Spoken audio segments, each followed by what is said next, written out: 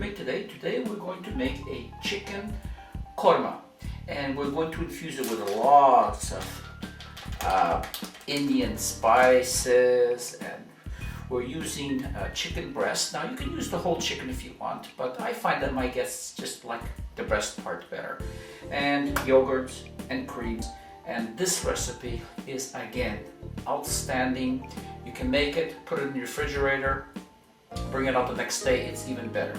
So let's get started. Okay, here we are. Grab yourself a bowl, medium size bowl, and here I have 2 medium cubed chicken breasts. They're about 1 inch in size. Some are bigger, some are smaller. I've never seen a chicken invented that can make perfect cubes. And I want you to put that in there. I want you to add 2 tablespoons of masala. You can get this at any Indian spice store. And about 1 teaspoon of coriander. Add like a little bit more, what the heck. And get yourself some paprika here. And I'm going to add about 1.5 teaspoons. Now you can add more if you want. It depends on how hot you really want it. And fresh ground pepper, about half a teaspoon of fresh ground pepper. Man, does that ever smell good? And last but not least, about half a teaspoon of salt. And now I want you to take a cup of plain yogurt, no sugar, just plain. And I want you to put that all in there. And now I want you just to take that and just mix it really, really well. Now take a look and see how that is looking. Awesome, awesome, awesome, awesome. I want you to cover it and put it into the refrigerator for 1 hour.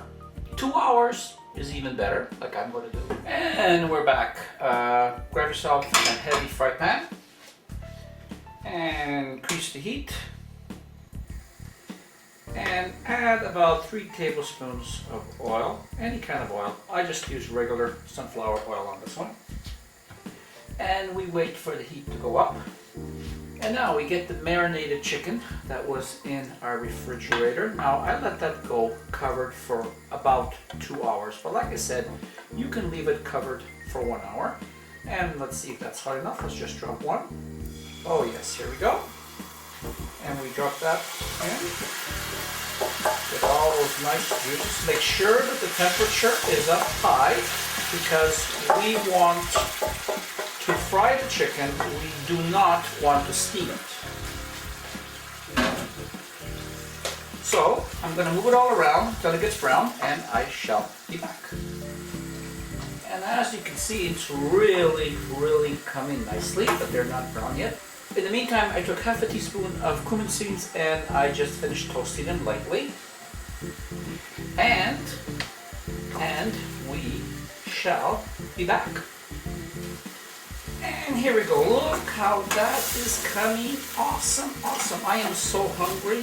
Well, that's about as brown as I'm going to get it. You can get it a little bit more brown if you want, but I don't want it to be dry. Now we're going to add all the ingredients. I took 1.5 medium onions and I sliced them sideways like this. You can dice them if you want or put them in 2 pieces if you want. We're going to add that. And we stir it all around. Can you smell this? I guess they haven't invented the smell-o-vision yet. Okay. And I took 2 small tomatoes, diced. And you can use canned if you want, but I don't want all the water in there. I don't want it to be too watery. We'll mix that around. And in order to spice up your life, some hot red pepper. Now this depends on how much do you want to put. This is about as far as my girlfriend is going to take on basically 2 chicken breasts. I would double it for me, but then I know she can have trouble eating it. And about 2 or 3 cloves of diced garlic. We throw that in too. And about 1/4 cup of water with 1.5 to 2 tablespoons of tomato paste.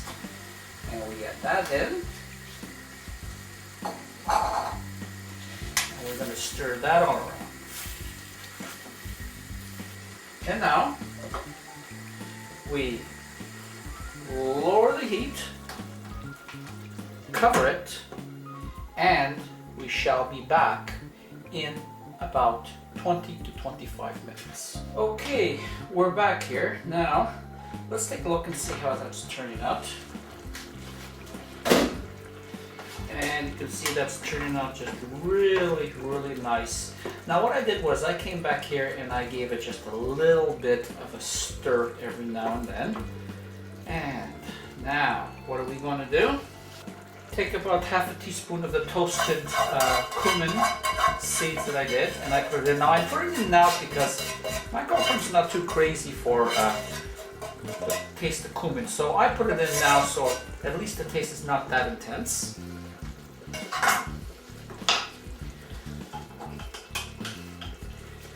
And I take about a quarter cup of chopped parsley. You can use any kind of parsley you want. Now what I do is I put the parsley in there and I take my handy dandy scissors, kitchen scissors here, and you can just chop it like that. Makes your life a little bit easier. And we put that in.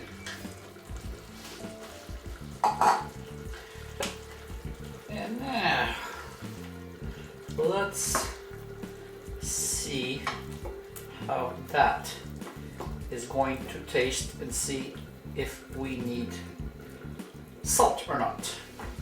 Now at this point you have to make it the way you want it. So take a little bit there and let's see how it tastes. And it requires a little bit more salt. Okay, we're back. It's been going for about 10 to 12 minutes now.